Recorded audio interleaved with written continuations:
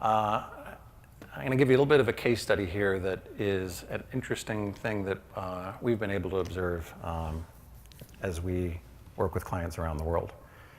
Now you would think that Japan's, let's say, proficiency in electronic technology means that they would absolutely be automotive infotainment leaders, leave everybody behind, right? And I hope I'm not really offending anybody with this, but that's not really the case, right? And I think that if you look at the consumer reports, it tells a pretty painful story. Now, if you dig a little bit deeper, it turns out they actually are, just not in the way that you think. See, there's a potential answer for marrying, let's say, the expectations for consumer electronics and the car life cycle in the Japanese domestic market, okay? When you buy a new car in Japan, it's pretty common to skip the infotainment checkboxes altogether and drive your vehicle off the showroom without one. And you take it right over to one of these big box auto parts stores, superstores like Autobox. I love how they spell that. There you can choose from several brand new state-of-the-art infotainment systems and update anytime you want. You want a new radio every year? No problem.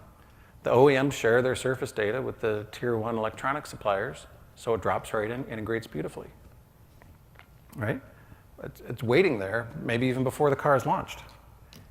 You know, you want voice rec back in 1997? They had it. You want DVD navigation with real-time traffic back in 2001?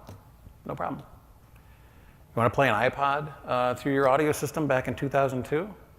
I mean, the iPod came out in 2001. That's probably faster than any of us here thought possible. You know, do you want Pandora before anyone else? You want CarPlay 2 years ago? Do you want to buy Laser HUD right now? They're all in the Japanese domestic market, and they didn't come from any of the OEMs.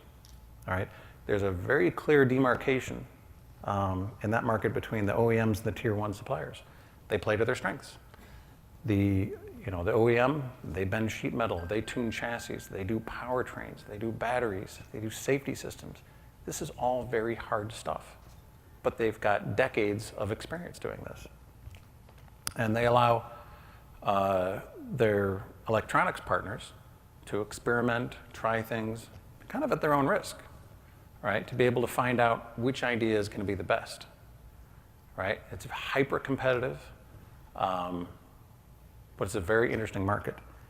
And the winner here is kind of the Japanese customer, right? They get the choice they want. They get to update as often as they want. And maybe they appreciate their car more for it. So, I guess in general, I do love seeing the best idea win in a competition.